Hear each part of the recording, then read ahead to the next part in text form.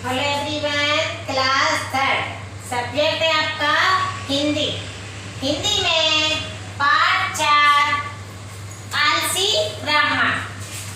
इसकी बच्चों हम लोगों ने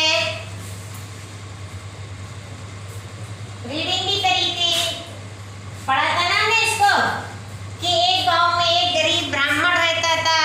वह बहुत ही आलसी था। वह भाग्य के भरोसे अपना जीवन व्यतीत करता था।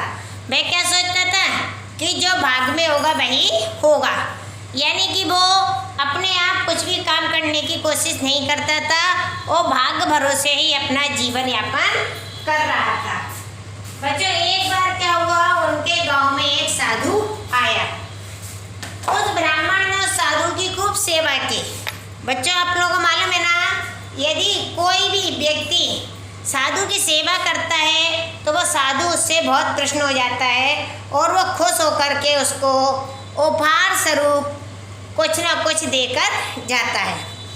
तो इस ब्राह्मण ने भी उस साधु की सेवा की, तो उसकी सेवा से प्रसन्न होकर के उस साधु ने उस ब्राह्मण को बच्चों क्या दिया, मैंने आपको बताया था ना, क्या दिया था उसने?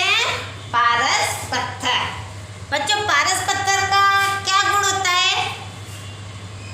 पारस पत्थर का गुण होता है कि उसे हम किसी भी प्रकार के लोहे से स्पर्श करेंगे तो वह लोहा किस में परिवर्तित हो जाएगा? सोने में, है ना। तो उस साधु ने उस ब्राह्मण से कहा कि ये पारस पत्थर है, मैं तुम्हारी सेवा से बहुत प्रसन्न हूँ, तुम इस पारस पत्थर से अपनी गरीबी दूर कर सकते हो, यानी कि तुम इस पारस पत्थर से जितना चाहो उतना सोना बना सकते हो। बच्चों, ये तो आपको मालूम होगा, जब अपने पास में धन संपदा अत्यधिक होती है तो हमारी दिन खुशहाली के व्यतीत होते हैं, है ना। लेकिन अपनी ज़िंदगी में खुशहाली लाने के लिए भी हमें कुछ ना कुछ तो प्रयास करना पड़ता है, ठीक है ना बच्चों। यदि हम बिना प्रयास करें क्लास में फर्स्ट आएंगे तो क्या हम आ सकते हैं? नहीं। हम उस खुशी का अनुभव जब ही कर सकते हैं जब हम अथक प्रयास करेंगे। तो साधु ने उस ब्राह्मण को 7 दिन का समय दिया। उस ब्राह्मण ने साधु ने ब्राह्मण से कहा, मैं 7 दिन बाद वापस आऊँगा और अपना पारस पत्थर ले जाऊँगा। उस आलसी ब्राह्मण को उस पारस पत्थर को पाकर के बहुत प्रसन्नता हुई, लेकिन बच्चों क्या वो उसका उपयोग कर पाया? नहीं। क्यों? क्योंकि वो बहुत आलसी था। वो घर पर आया और उसने के घर में जो थोड़ा बहुत सोना था उसने उसे सोने का बना लिया। दूसरे दिन उस सोने को अपने थैले में रख करके बाजार गया और उससे अपनी ज़रूरत की चीज़ें, अच्छे अच्छे कपड़े ले आया। इसके बाद में बेटा जब वो लोहा खरीदने बाजार गया तो उसे पता चला कि लोहे का भाव ऊंचा है। तो वो इस उम्मीद से कि लोहे का भाव कम होगा तब मैं ढेर सारा लोहा खरीदूंगा और उसे सोने का बना लूँगा। क्यों? क्योंकि उसमें आलसी प्रवृत्ति थी, इसलिए उसने उस आलस के कारण वो 7 दिन भी यूं ही गवा दिए, ठीक है बच्चों। प्रतिदिन उसकी पत्नी याद दिलाती थी, लेकिन वो ये कह करके, अरे अभी सोने का भाव बहुत महंगा है, मैं कल बाजार जा कर के बहुत सारा वो लोहा ले आऊँगा। इस तरह ऐसा करते करते बच्चों 7 दिन व्यतीत हो गए और वह साधु महाराज जो उसे पारस पत्थर दे के गए थे अपने समय के अनुसार वापस आ गए। और जब उन्होंने उससे पारस पत्थर मांगा तब वह रोने लगा, गिड़गिड़ाने लगा, महाराज मुझे एक दिन, सिर्फ 1 दिन और इस पारस पत्थर को मेरे पास रह जाने दो। साधु महाराज ने बच्चों क्या कहा, जो व्यक्ति 7 दिन के अंदर उस पत्थर का उपयोग नहीं कर पाया तो बताइए बच्चों, एक दिन में वो कर लेगा क्या? नहीं ना। उस ब्राह्मण के लिए लोहे का महंगा या सस्ता होना क्या अहमियत रख रहा था? कुछ अहमियत रख रहा था? नहीं ना। क्यों नहीं रख रहा था? क्योंकि उसको तो लोहा चाहे कितना भी महंगा होता, सोने से तो महंगा नहीं होता ना। बताइए बच्चों, लोहा महंगा होता कि सोना? यदि वो ब्राह्मण 7 दिन में अपना आलस छोड़ करके उस पत्थर का उपयोग कर लेता तो आज वो अपने गांव का सबसे धनी व्यक्ति होता, लेकिन उसने अपने आलस के कारण उस पारस पत्थर का जो समय था उसको भी गवा दिया। और जब वो साधु महाराज उस पारस पत्थर को लेने आए तो रोने लगा, गिड़गिड़ाने लगा। तो बच्चों, ये बात सही है क्या? समय रहते जो व्यक्ति अपना काम नहीं करता है उसका यही हर्ष होता है जो उस आलसी ब्राह्मण के साथ हुआ।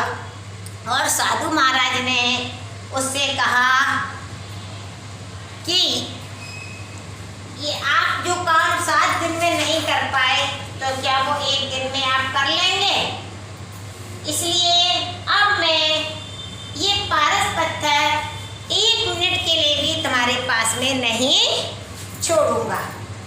मैंने तो तुम्हारी सेवा भाव से खुश होकर के तुम्हें ये पारस पत्थर दिया था कि तुम इससे अपनी गरीबी दूर कर लोगे, लेकिन मुझे पता चल गया है कि आप जैसे आलसी व्यक्ति अपने साथ साथ में औरों को भी दुखी करते हो। और उसने अपना वो पारस पत्थर लिया और वापस चला गया। ब्राह्मण अपने आलस और भूल पर आंसू बहाता गया। लेकिन बच्चों, एक बात बताइए, जिस चीज़ का समय निकल जाता है क्या वो समय लौट कर आता है? नहीं ना। इसलिए आप लोगों को भी अपनी पढ़ाई में ये आलसी ब्राह्मण की तरह नहीं बनना है। आपको डे बाय डे जो काम मिल रहा है वो उसे निरंतर करते जाना है। यदि आप लोग उस काम को, अरे मुझे कौन स्कूल जाना है, अरे आज नहीं, मैं तो कल कर लूँगा, और जो कल का पढ़ाया हुआ है वो से आज नहीं करेंगे तो आज का और इकट्ठा हो गया, तो जब आपने 1 पेज काम नहीं करा तो क्या 2 पेज आप कर लेंगे? नहीं ना। इसलिए आपको आज का काम आज पर नहीं डालना चाहिए। आज का काम आज करो और कल का काम तो फिर कल है ही है। कल क्या बच्चों कभी आता है? नहीं। इसलिए हमें आज का काम आज ही करना चाहिए, ठीक है ना। कल मैंने आपको इससे आलस से संबंधित एक कहानी भी सुनाई थी, कोय और गिलहरी वाली, आप लोगों को अच्छी लगी होगी। आज मैं आपको इसी पाठ की जो अभ्यास है वो फिल करवाती हूँ, इसलिए आप लोग भी अपनी अपनी बुक में इस अभ्यास को फिल कीजिएगा।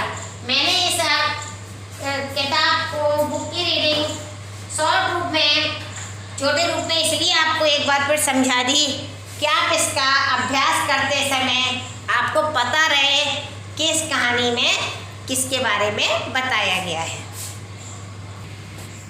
देखिए, पहला प्रश्न है, ब्राह्मण किस प्रकृति का व्यक्ति था? तो बताइए बच्चों, ब्राह्मण किस प्रकृति का व्यक्ति था? आलसी था कि नहीं? तो ब्राह्मण आलसी प्रकृति का व्यक्ति था। ब्राह्मण को पारस पत्थर कैसे मिला? ब्राह्मण को पारस पत्थर साधु की सेवा करने से मिला। पारस पत्थर का क्या गुण था? पारस पत्थर का गुण था कि वह लोहे को सोना बना देता था। साधु ने पारस पत्थर वापस मांगे जाने पर ब्राह्मण क्यों रोया? क्योंकि ब्राह्मण उस पारस पत्थर से सोना नहीं बना पाया था। साधु ने ब्राह्मण को क्या शिक्षा दी? साधु ने ब्राह्मण को शिक्षा दी, ब्राह्मण कि जो मनुष्य आज का काम कल पर छोड़ता है और समय का सदुपयोग नहीं करता है वह सदा परेशान रहता है। ये देखिए बच्चों, तू बड़ा किसने और किससे कहा? इसमें आप ये देखिए दो लोगों की बातें चल रही हैं कि किसने किससे कहा, यानी कि मैं, टीचर ने बच्चों से कहा कि आप लोग अपना काम नोटबुक में नोट कीजिएगा। तो बताइए किसने किससे कहा? टीचर ने बच्चे से कहा।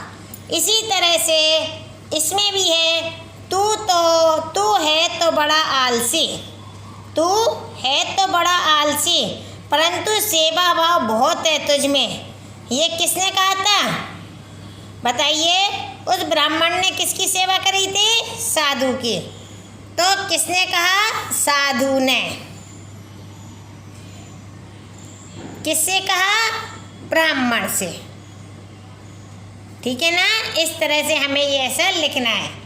किसने कहा? साधु ने कहा किससे? ब्राह्मण से कहा कि तू है तो बड़ा आलसी परंतु सेवा भाव बहुत है तुझ में। अब ये देखिए, मुझ पर दया कीजिए, कम से कम एक दिन और मुझे दे दीजिए। ये कौन रो रहा था? कौन गिड़गिड़ा रहा था उस पारस पत्थर के लिए? ब्राह्मण। ब्राह्मण गिड़गिड़ा रहा था ना, किससे? साधु से। कह रहा था कि नहीं कि मैंने तो इस पारस पत्थर से सोना बनाया ही नहीं है, कृपया कम से कम आप मुझे एक दिन का और समय दे दीजिए।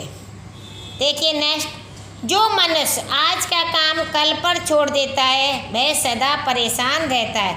ये शिक्षा किसने दी थी? साधु ने।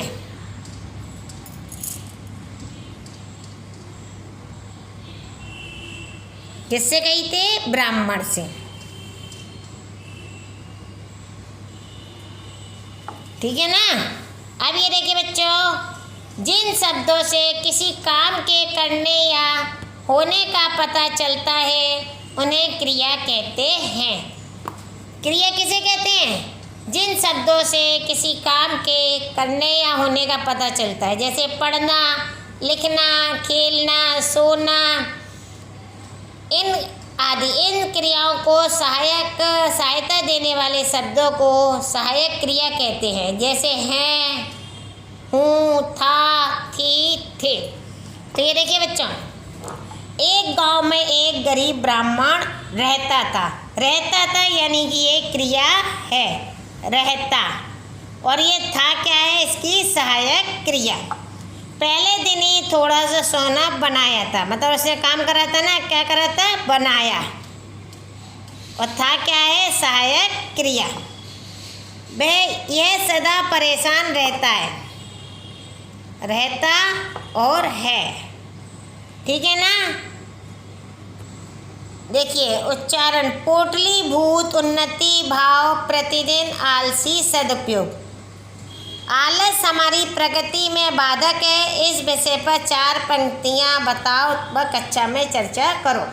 ठीक है बच्चों, आपको है ना पोटली भूत उन्नति भाव प्रतिदिन आलसी सदुपयोग, आलस हमारी प्रकृति में बाधक है, इस विषय पर 4 पंक्तियाँ बनानी हैं। ठीक है? आलस के कारण क्या होता है बच्चों? आलस हमारी उन्नति के मार्ग में रुकावट बनता है ना? आलस के कारण हम अपना अच्छा नहीं सोच पाते हैं और हम अपना अहित कर बैठते हैं। इस तरह से आपको और इन 2 लाइनों को लिखना है और अपनी नोटबुक में भी नोट करना है। ओके, ये अभ्यास जो है, ये देखिए, ये शब्द अर्थ भी आपको सुंदर सुंदर राइटिंग में नोटबुक में लिखना है। ये देखिए प्रश्नोत्तर आपको अपनी नोटबुक में लिखना है। और ये जो अभ्यास है इन्हें आपको अपनी ही बुक में ही फिल करना है। इन्हें आपको बुक का काम नोटबुक में नहीं करना है। नोटबुक में आपको शब्दार्थ और प्रश्नोत्तर ही लिखना है। Okay, have a nice day, thank you.